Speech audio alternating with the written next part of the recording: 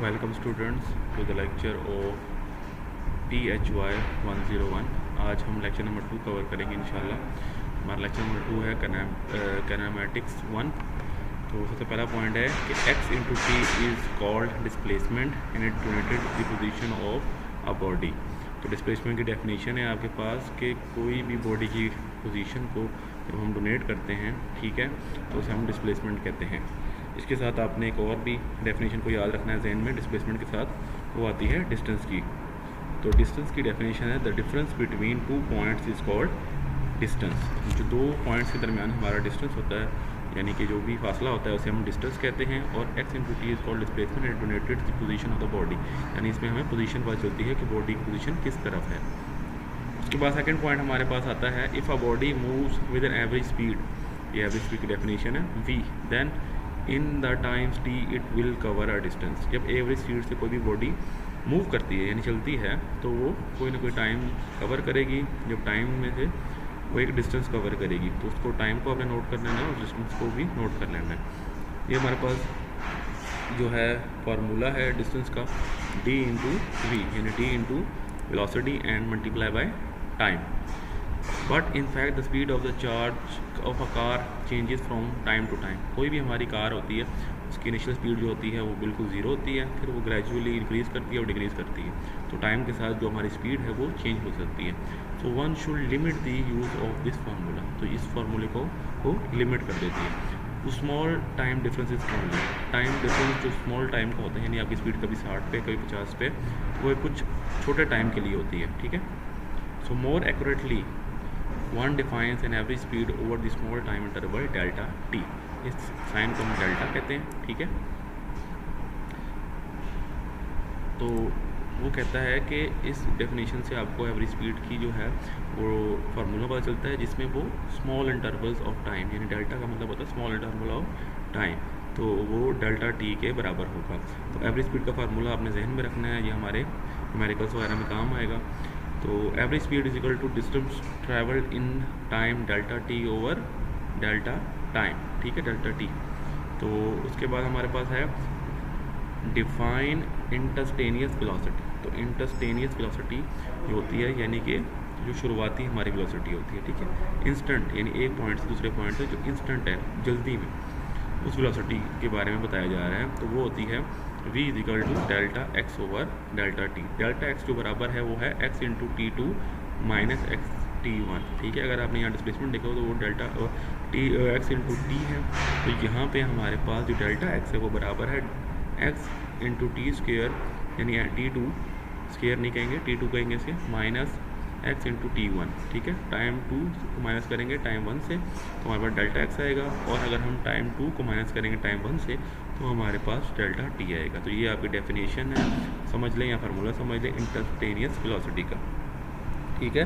किसी भी जगह की वेलोसिटी को हम इंस्टेंटेनियस वेलोसिटी कहते हैं। कोई भी जगह ले लें, जैसे ये ग्राफ बना हुआ है, इस पॉइंट से इस पॉइंट तक, हालांकि वेलोसिटी तो यहाँ से शुरू होगी, लेकिन यहाँ इस पॉइंट से लेके इस पॉइंट तक जो है हमारे पास ये इन्होंने शो की हुई है, ठीक है। ये आपके पास x2 आ गया, x1 आ गया, t2 है यहाँ पे, और ये t1। तो इस तरह इस ग्राफ के ज़रिए आपको फार्मूला समझाया गया है, एक्सप्लेन किया गया है। तो आपने बस ध्यान में यही रखना है, किसी भी जगह को, किसी भी जगह की वेलोसिटी मालूम करनी हो तो उसे हम इंस्टेंटेनियस वेलोसिटी कहते हैं।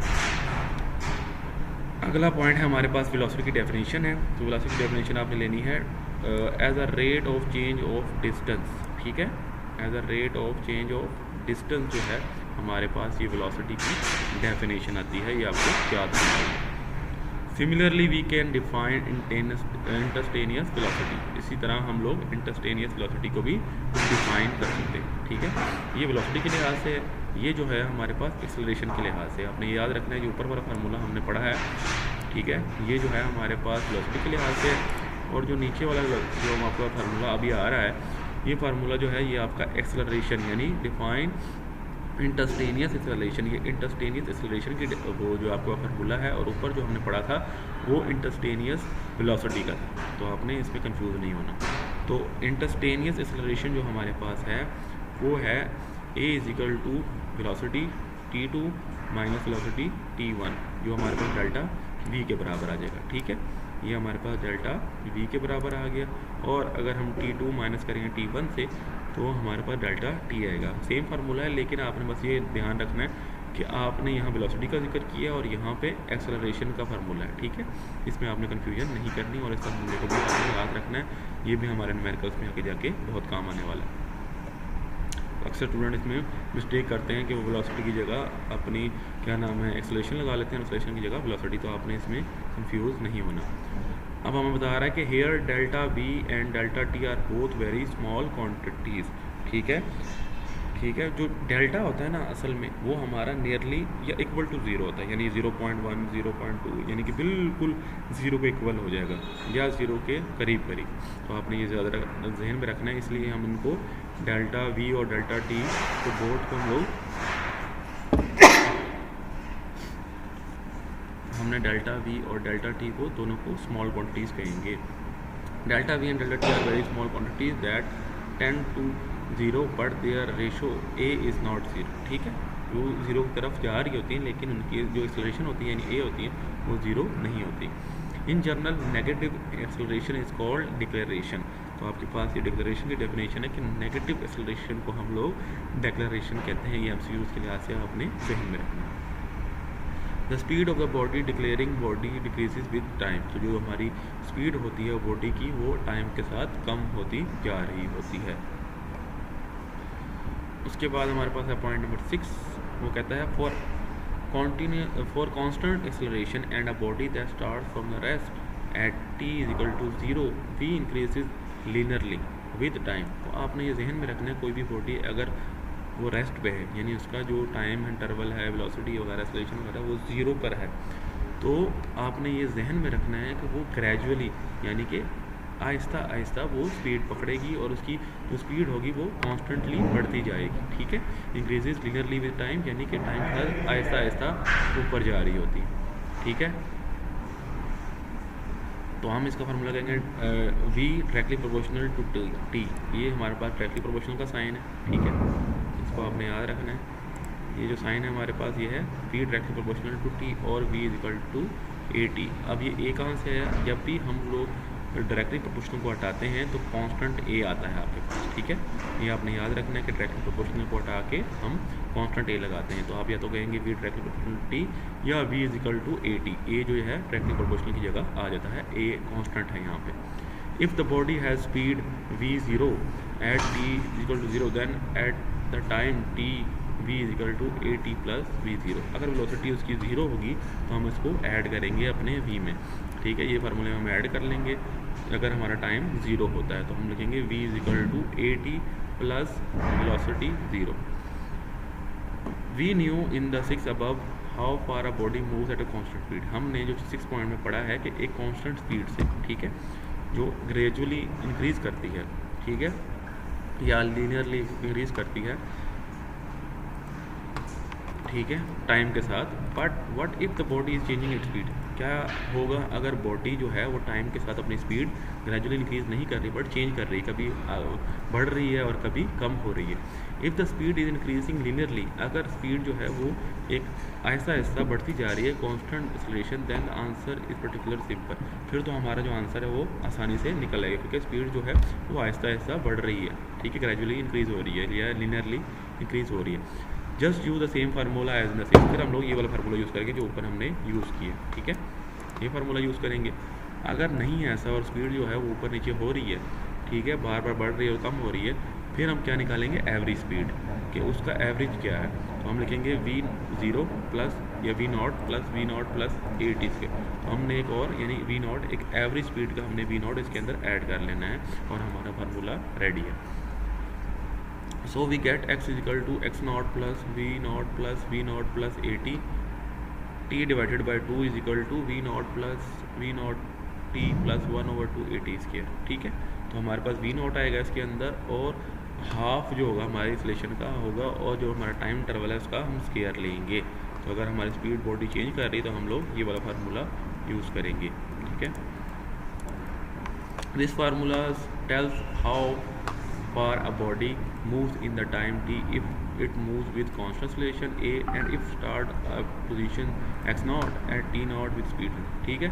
अगर हमारी बॉडी कांस्टेंट स्पीड के साथ जा रही है तो ये हमें फार्मूला हेल्प करेगा उसमें, और अगर हमारी जो स्पीड है वो कम ज़्यादा भी हो रही है तो भी हमें ये फार्मूला काम में आएगा। We can eliminate the time using formula 7। ठीक है, हम लोग टाइम को एलिमिनेट कर सकते हैं, यानी टाइम हमारे लिए मायने नहीं रखेगा। स्पीड ऊपर नीचे हो रही है तो कोई टेंशन नहीं, हम एवरेज स्पीड निकाल लेंगे। ये हमने पॉइंट 7 में पढ़ा।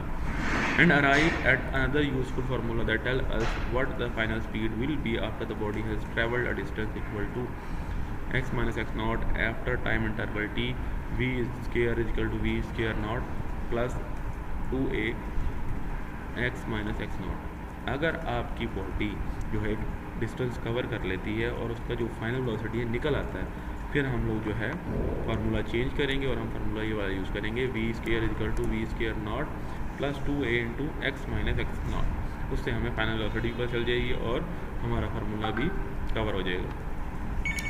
पॉइंट नंबर 9 है vector is a quantity that has a size as well as a direction is called a vector. हम लोग यहाँ पे वेक्टर की डेफिनेशन पढ़ रहे हैं। ठीक है, ये वेक्टर को डिफाइन किया जा रहा है, ये डेफिनेशन आपने याद करनी है कि वेक्टर वो क्वांटिटी है जिसका एक साइज़ होता है और हमें एक डायरेक्शन भी पता चलती है। जैसे कि अगर आपके पास एरो लगाता है, जैसे एरो है एक, ठीक है, एग्जाम्पल ले लें, इस एरो की हमारे पास साइज़ भी है और उसकी डायरेक्शन किस तरफ को जा रहा है वो भी मौजूद है। ठीक है, तो इस चीज़ को हम लोग वेक्टर क्वांटिटी कहते हैं। तो ये एरो भी एक वेक्टर क्वांटिटी है। For example the wind blows, वो एग्जांपल दे रहा है आपको कि जब हवा चलती है विद सम स्पीड, जब उसकी कोई स्पीड होती है इन सम डायरेक्शन या किसी डायरेक्शन में होता है, तो the wind velocity is a vector quantity. तो जो हमारी हवा की जो वेलोसिटी होगी उसको हम वेक्टर कहेंगे, क्योंकि जब हवा तेज़ चल रही होती है तो आपको उसका साइज़ पता चल रहा है, यानी कितनी तेज़ी से जा रही है और किस डायरेक्शन में, यानी कि वो दाईं तरफ जा रही है बाईं तरफ जा रही है, वो भी आपको पता चल जाता है।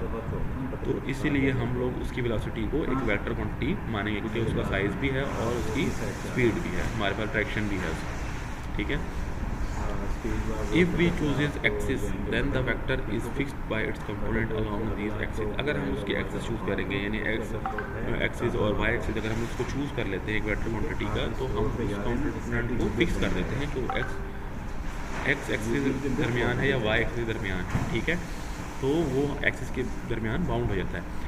In one dimension a vector has only one component. ठीक है, एक डायमेंशन में जो है वेक्टर का एक कंपोनेंट होगा और रिटन एक्स कंपोनेंट, जैसे मैंने आपको बताया उसको हम एक्स कंपोनेंट कह लेंगे। In two dimension vector has both X and Y, और दूसरे में हमारे पास एक्स और वाई दोनों कंपोनेंट होंगे। तीसरे डायमेंशन में हमारे पास कंपोनेंट होंगे एक्स वाई और जी कंपोनेंट्स।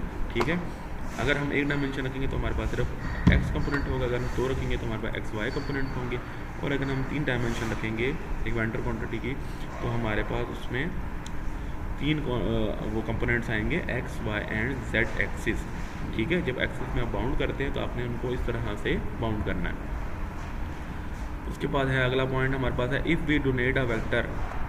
ठीक है, हम अगर डोनेट करते हैं एक वेक्टर को और उसके ऊपर एरो लगा देते हैं, ठीक है, तो वो हो जाएगा x and y, then r x is equal to x and r cos theta. तो ये हमारे पास जब हम लोग वेक्टर क्वांटिटीज़ को अपने डायमेंशन में यूज़ करते हैं, ठीक है, एक्स एंड वाई डायमेंशन में यूज़ कर रहे हैं, तो हमें उनको ग्रामेटिकली करना होता है, हमें उनमें साइन थीटा कॉस थीटा के फार्मूले यूज़ करने होते हैं।